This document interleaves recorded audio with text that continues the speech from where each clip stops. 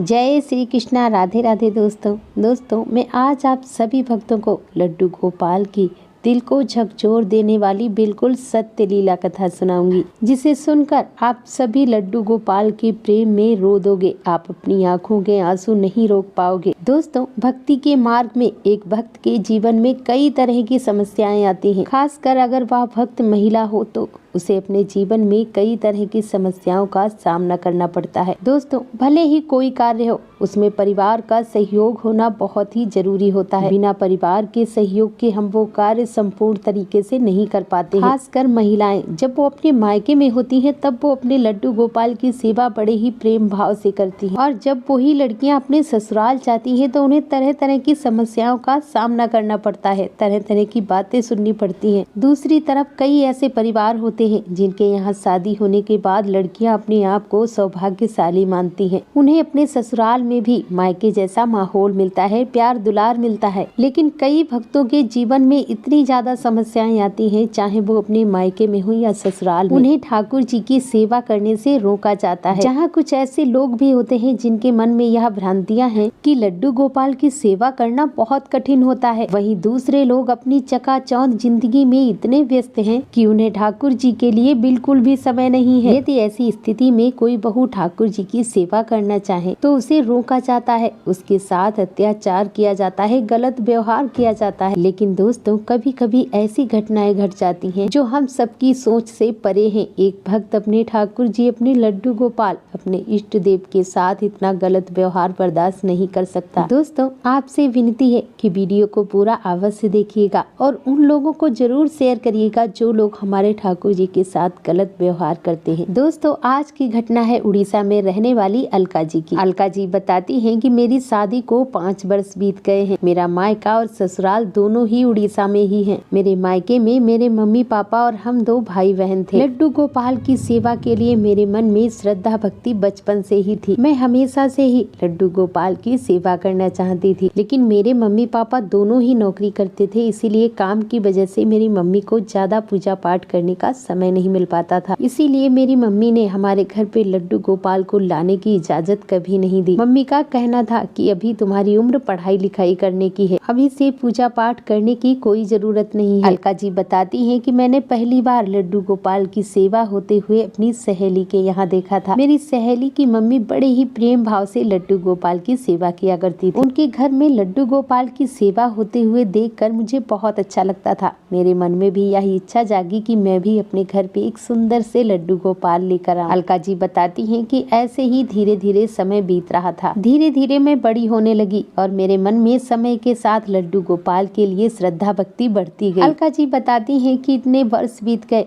मैं अपने लड्डू गोपाल की सेवा नहीं कर पाई, उन्हें अपने घर नहीं ला पाई, लेकिन फिर भी उनके लिए मेरे मन में जरा भी श्रद्धा भक्ति कम नहीं हुई। अब मेरी पढ़ाई भी पूरी हो चुकी थी, मेरी शादी तय हुई। एक निर्धारित समय पर मेरी शादी हुई। मेरी ससुराल में मेरी सासू माँ, मेरे ससुर जी और मेरे हस्बैंड हैं। मेरी एक ननद भी है, लेकिन उनकी शादी हो चुकी है। मेरा ससुराल उड़ीसा के एक गांव में है, जबकि मेरे पति मेम सिटी में जॉब करते हैं। मेरा खुद का होटल है। होटल का काम संभालने के लिए मेरे पति शहर में ही रहते हैं। वो सप्ताह में 1-2 बार घर आ जाया करते हैं। मैंने सोचा कल को मेरी शादी हो जाएगी, अब मैं अपनी ससुराल जाऊंगी, क्यों ना मैं अब एक छोटे से सुंदर से लड्डू गोपाल लेकर आऊं। मेरी ससुराल में ज्यादा लोग भी नहीं है, मैं आराम से वहाँ लड्डू गोपाल की सेवा कर पाऊंगी। मैं अपनी शादी से लगभग 7-8 दिन पहले मैं अपनी फ्रेंड के साथ मार्केट गई और घर में बिना किसी को बताए एक छोटे से प्यारे से लड्डू गोपाल लेकर आई। पर जब मैं लड्डू गोपाल को अपने घर लेकर आई तब मेरे मम्मी पापा बहुत गुस्सा हुए। मेरे मम्मी पापा का कहना था कि अब तुम शादी करके ससुराल जाओगी, अगर तुम्हारे ससुराल वालों को लड्डू गोपाल की सेवा करना पसंद ना हो फिर तुम क्या करोगी। मैं भी अपने काम में व्यस्त रहती हूँ, इसलिए मैं भी लड्डू गोपाल की सेवा नहीं कर सकती। वैसे भी इनकी सेवा बहुत कठिन होती है। एक काम करो, तुम इन लड्डू गोपाल को मंदिर में दान कर दो। अलका जी कहती हैं कि यह बात सुनकर मेरी आंखों से आंसू आ गए। मैं सोचने लगी कि मैं बरसों से अपने लड्डू गोपाल के लिए तरस रही हूँ, तड़प रही हूँ, और अब मुझे जब मेरे लड्डू गोपाल मिले हैं तो मैं इन्हें मंदिर में दान दे दूं। मैं ऐसा कैसे कर सकती हूँ? नहीं, मैं ऐसा कभी नहीं कर सकती। मैं अपने लड्डू गोपाल को किसी को भी नहीं दूंगी। मैंने अपने मम्मी पापा को खूब समझाया कि मुझे ससुराल में कोई परेशानी नहीं होगी। वैसे भी वहाँ ज्यादा लोग नहीं है, मैं आराम से सब कुछ मैनेज कर लूंगी। और फिर मैं अपनी शादी के बाद अपने लड्डू गोपाल को अपने साथ अपने ससुराल लेकर गई। पर कुछ दिनों तक, जब तक मेरे घर में मेहमान थे, तब तक सब कुछ अच्छे से रहा। मेरे ससुर जी, मेरी सासू माँ ने लड्डू गोपाल की सेवा का विरोध नहीं किया। पर जब सभी मेहमान चले गए, तब मेरी सासू माँ मुझसे कहती हैं कि बहू, तुम बिना बताए लड्डू गोपाल को यहाँ क्यों लेकर आई हो? तुम्हें पता है ना इनकी सेवा करना कितना कठिन होता है। वैसे भी मेरी तबीयत ठीक नहीं रहती और तुम अपने साथ ये लड्डू गोपाल लेकर आई हो। नहीं नहीं, हमारे घर में इनकी सेवा पूजा नहीं हो सकती। तुम्हारे लिए अच्छा यही होगा कि तुम इन्हें अपने मायके में छोड़कर आओ। और उस दिन तभी मैंने अपनी कान्हा से एक ही सवाल पूछा था कि हे मेरे कृष्ण कन्हैया, मैंने ऐसा कौन सा पाप किया है, ऐसी कौन सी भूल हुई है मुझसे जो आप मेरे साथ ऐसा कर रहे हैं? अपनी सेवा करने का हक मुझसे छीन रहे हैं। मेरे साथ ऐसा मत कीजिए प्रभु। अलका जी कहती हैं, मैंने अपनी सासू माँ को बहुत समझाया कि मेरे लड्डू गोपाल की वजह से तुम्हें कोई परेशानी नहीं होगी। मैं अपने सारे काम समय पर अच्छे से कर लूंगी। पर मेरी सासू माँ किसी भी कीमत पर यह नहीं चाहती थी कि मैं लड्डू गोपाल की सेवा करूं। मैं यह तो नहीं पता कि मेरी सासू माँ लड्डू गोपाल की सेवा करने से क्यों रोक रही थी, पर हाँ, वो हमेशा मुझसे एक ही बात कहती थी कि अगर तुम लड्डू गोपाल की सेवा करोगी तो घर का काम धंधा कौन करेगा? अलका जी कहती है कि मैं यह समझ ही नहीं पा रही थी कि मेरे ठाकुर जी की वजह से सबको इतनी दिक्कत क्यों है। क्या ठाकुर जी की सेवा करके कोई पाप कर रही हूँ, कोई अपराध कर रही हूँ? जब मेरी शादी नहीं हुई थी तो मेरे मम्मी पापा मुझे लड्डू गोपाल की सेवा से रोकते थे, पर अब जब मेरी शादी हो गई है तो मेरे ससुराल वाले मुझे लड्डू गोपाल की सेवा करने से रोकते हैं। और अब तो हद हो गई। अब तो मेरी सासू माँ लड्डू गोपाल को घर से बाहर निकालने की बात कह रही है। अब मैं क्या करूँ, किसके पास जाऊँ, किससे अपने मन की बात कहूँ? अलका जी कहती है कि मैं कभी भी अपनी सासू माँ की बातों का जवाब नहीं देती। मैं चुपचाप उनकी सारी बातें सुन लेती थी, क्योंकि मुझे पता था मैं अपने लड्डू गोपाल के बिना नहीं रह सकती। पर जब मैंने सासू माँ की बातों का कोई जवाब नहीं दिया, उनकी बात नहीं मानी, तो वह हमारी मम्मी के पास कॉल करती और कहती कि आप यहाँ आकर यह लड्डू गोपाल लेकर जाइए। मेरी सासू माँ हमेशा कहती, पूजा पाठ करने के लिए पूरा जीवन पड़ा है, अभी से यह सब बिल्कुल भी पसंद नहीं है, आप आकर यह लड्डू गोपाल लेकर जाइए। अलका जी कहती हैं कि लड्डू गोपाल की वजह से मेरे घर पे बहुत कलेश होता था। मेरी मम्मी भी मुझे डांट रही थी, उससे कह रही थी कि तुम जाकर किसी मंदिर में लड्डू गोपाल को दान दे दो, क्योंकि ना तो तुम्हारी सासू माँ चाहती है कि तुम लड्डू गोपाल की सेवा करो और ना ही मैं कर पाऊंगी। अलका जी कहती है कि मैं अपनी मम्मी की बातें चुपचाप सुन लेती थी। अब मैं पूरी तरह से फंस चुकी थी, मुझे समझ ही नहीं आ रहा था कि मैं क्या करूं। तभी मैंने सोचा क्यों ना इस बारे में मैं एक बार अपने पति से बात करूं। तभी मैंने अपने पति को कॉल किया और उन्हें सारी बात बताई। मेरी बात सुनने के बाद मेरे पति मुझसे कहते हैं कि तुम परेशान मत हो, मैं घर आकर मम्मी पापा से बात करता हूँ। मेरे पति 3 दिन के बाद घर आए। इसी बीच मेरी सासू माँ का अत्याचार मुझ पर बढ़ रहा था। मेरी सासू माँ को यह लग रहा था कि उनकी बात की कोई कदर नहीं है, इसीलिए मैं उनकी बात नहीं मानती हूँ। उन्हें यही लगता था कि ना तो मेरी मम्मी उनके कहे अनुसार लड्डू गोपाल यहाँ से लेकर गई और ना ही मैं उनकी बात मानती हूँ। अब जब भी मैं अपने लड्डू गोपाल को स्नान करवाने के लिए जाती, उनका श्रृंगार करने जाती, तो इसी बीच कुछ ना कुछ काम का बहाना करके वह मुझे बुलाती थी। यदि मैं अपने लड्डू गोपाल के लिए कुछ भोग भी बनाती थी तो उसमें भी मेरी सासू माँ मुझसे लड़ाई करती थी। पर ठाकुर जी की कृपा से मेरे पति बहुत अच्छे थे, वो मुझे समझते थे, मेरी भावनाओं की कद्र करते थे। तभी मेरे पति ने मेरी सासू माँ से लड्डू गोपाल के बारे में बात, लेकिन उन्होंने मेरे पति की एक बात भी नहीं मानी। अब मेरी सासू माँ मुझ पर और गुस्सा हो गई। उनको लगा कि मैं उनके बेटे को उनके खिलाफ भड़का रही हूँ। धीरे धीरे मेरी सासू माँ का बर्ताव मेरे लिए पूरी तरह से बदल चुका था। अब मेरी सासू माँ मेरे पति की डर से सीधे तौर पर तो मुझसे कुछ नहीं कहती थी, पर अब मुझसे वो बहुत सारे काम करवाती थी। मुझसे इतना काम करवाती थी कि अब मुझे लड्डू गोपाल की सेवा के लिए समय ही नहीं मिलता था। मैं बहुत रोती थी, मैं पूरी तरह से फंस चुकी थी। ना मैं अपने मायके में कुछ कह सकती हूँ और ना ही अपनी ससुराल में, और ना ही मैं अपने लड्डू गोपाल के बिना रह सकती हूँ। कभी कभी मैं सुबह का भोग उन्हें दोपहर में लगाती थी और दोपहर में ही उनको स्नान करवाती थी, और शाम को जब मैं उन्हें सुलाने जाती थी तब तक 11-12 बज जाते थे। मेरे छोटे से कन्हैया मेरे इंतजार में ऐसे ही बैठे रहते थे, और जब तक मैं पूजा पाठ ना करूं, अपने ठाकुर जी को भोग ना लगाऊं, तब तक मैं भी कुछ नहीं खाती थी। मैं यह सारी बातें अपने पति को बार बार बताकर उन्हें परेशान नहीं कर सकती थी। चाहे किसी भी अवस्था में हो, मैं अपने लड्डू गोपाल की सेवा कर पा रही थी, यही मेरे लिए बहुत था। अलका जी कहती हैं कि इसी बीच एक मेरे लड्डू गोपाल के साथ ऐसी घटना घटी, इतना अत्याचार हुआ जिसे सुनकर आप सभी लड्डू गोपाल के प्रेम में रो देंगे। अलका जी बताती हैं कि मेरी ननद अपने बच्चों के साथ कुछ दिनों के लिए हमारे घर रहने आई थी, क्योंकि उस समय गर्मियों की छुट्टियां चल रही थी। अब हमारे घर में काम भी बढ़ गया था। अलका जी कहती हैं वैसे तो मेरी ननद बहुत अच्छी थी, पर मेरी सासू माँ ने पता नहीं मेरे बारे में उन्हें क्या क्या बताया, उन्हें बहुत भड़काया, जिस वजह से मेरी ननद अब मुझसे ठीक से बात भी नहीं करती। मेरी सासू माँ का कहना था कि हमारे घर पे इतने सारे लोग हैं, अभी मेरी बेटी आई हुई है तो कुछ दिनों के लिए तुम लड्डू गोपाल की सेवा बंद कर दो। मेरी बेटी कुछ दिनों के लिए मायके आई है, उसे पूरी तरह से आराम मिलना चाहिए। इसका और इसके बच्चे का हर एक जरूरत का अच्छे से ध्यान रखो। तुम चाहो तो कुछ दिनों के लिए अपने लड्डू गोपाल को अपनी मम्मी के पास छोड़कर आओ, या फिर कुछ दिनों के लिए इन्हें मंदिर में छोड़ आओ। अलका जी कहती हैं कि उस दिन मुझे बहुत गुस्सा आया,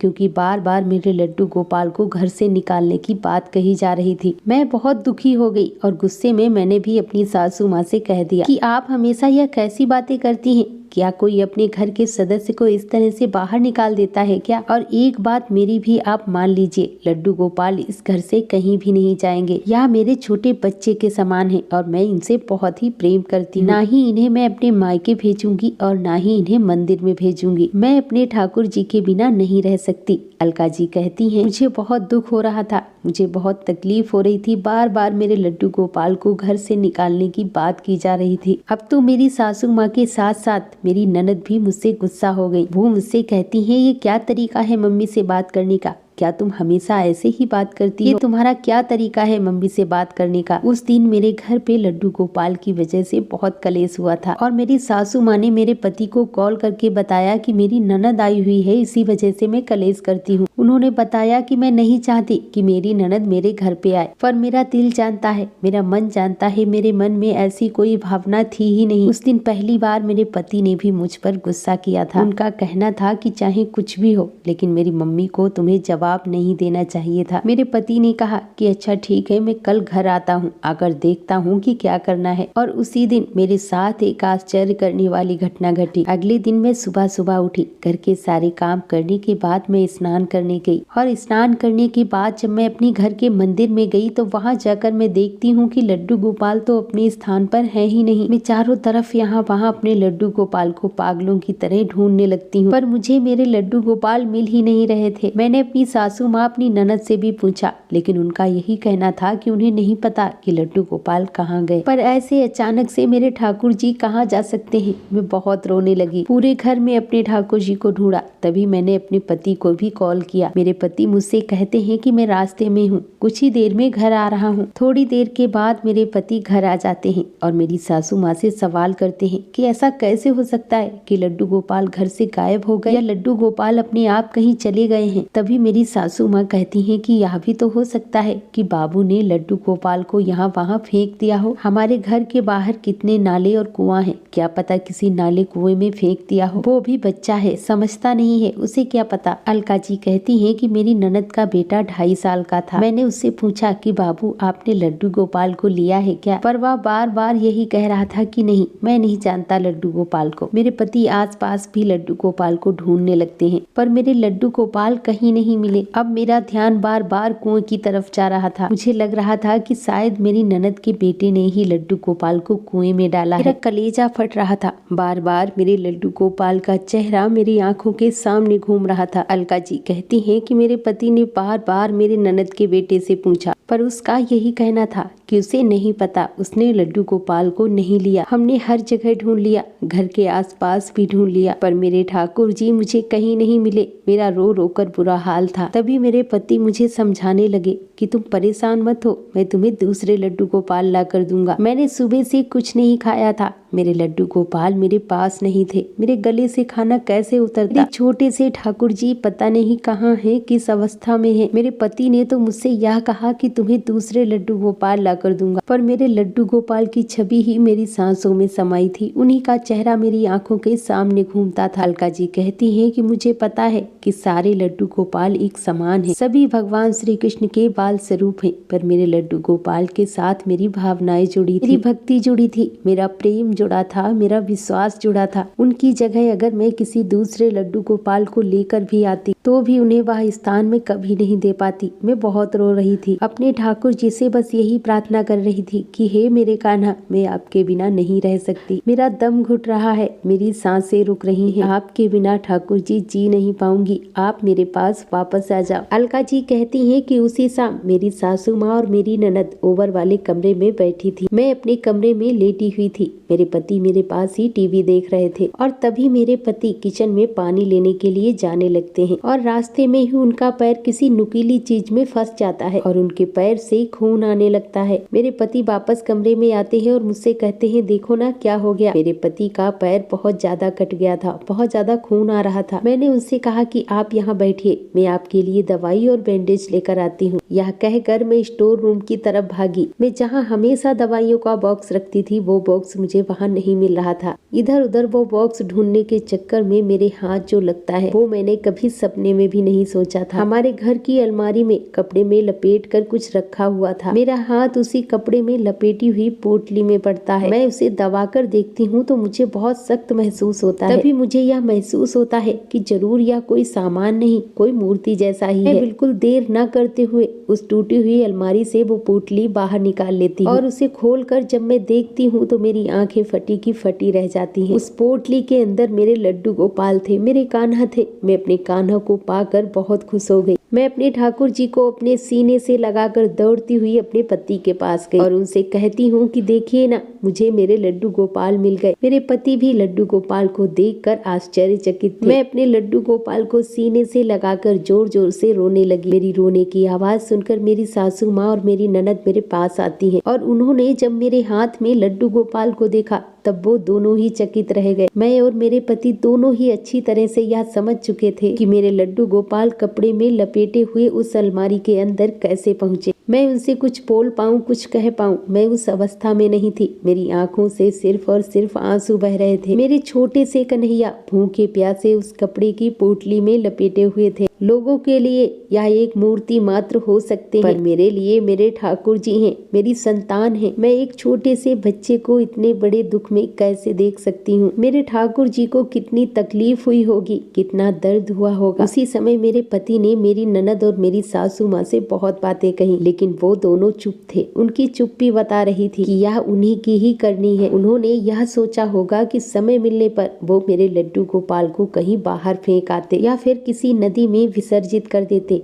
या फिर किसी मंदिर में दान कर देते। वजह चाहे जो भी हो, पर मेरे ठाकुर जी ने मेरे साथ जो अद्भुत लीला की है, उसे देखकर मैं और मेरे पति दोनों ही चकित थे। जी कहती हैं कि मेरे पति का पैर अगर नहीं कटता तो मैं स्टोर रूम में नहीं जाती और अगले 3-4 दिनों के बाद मेरी ननद अपने ससुराल वापस जाने वाली थी। शायद उस समय वो लड्डू गोपाल को अपने साथ लेकर जाती और मेरे ठाकुर जी को हमेशा के लिए मुझसे दूर कर देती। पहले तो मेरे पति बस मेरी वजह से लड्डू गोपाल को हमारे घर रखना चाहते थे, पर आज जो घटना घटी उसे उन्होंने स्वयं महसूस किया है। इस घटना के बाद उनके मन में लड्डू गोपाल के लिए श्रद्धा भक्ति और भी ज्यादा बढ़ गई और वो भी मेरे ठाकुर जी से बहुत ज्यादा प्रेम करने लगे। अलका जी कहती हैं कि इस घटना के बाद मैं बहुत दुखी हो गई थी। मेरे मन में यह बात बैठ गई थी, अगर मैं अपने लड्डू गोपाल को थोड़ी देर के लिए भी अकेला छोड़कर जाऊंगी तो पता नहीं मेरे ठाकुर जी के साथ क्या हो सकता है। मेरी ऐसी दशा देखकर मेरे पति मुझे लेकर वहाँ चले गए जहाँ वो रहते थे। अब मैं अपने पति के साथ ही रहती हूँ और अपने ठाकुर जी की प्रेम भाव से सेवा करती हूँ। ठाकुर जी की कृपा से मुझे एक पुत्र संतान है। मेरी सासू माँ और मेरे ससुर जी अभी भी पैतृक गांव में ही रहते हैं। कहीं ना कहीं मेरे मन में यह दुख भी है कि इतनी उम्र में मेरे ससुर जी और मेरी सासू माँ को अकेले रहना पड़ रहा है। कहीं ना कहीं इस बात का ज्ञान मुझे भी है, पर मैं क्या करूँ, मैं अपने लड्डू गोपाल के बिना नहीं रह सकती। अलका जी कहती है कि अफसोस तो मुझे इस बात का है कि इतने दिनों के बाद भी मेरी सासू माँ नहीं सुधरी और ना ही उनके मन में ठाकुर जी के लिए श्रद्धा भक्ति है। मैं बस अपने ठाकुर जी से यही प्रार्थना करती हूँ कि हे मेरे कृष्ण कन्हैया,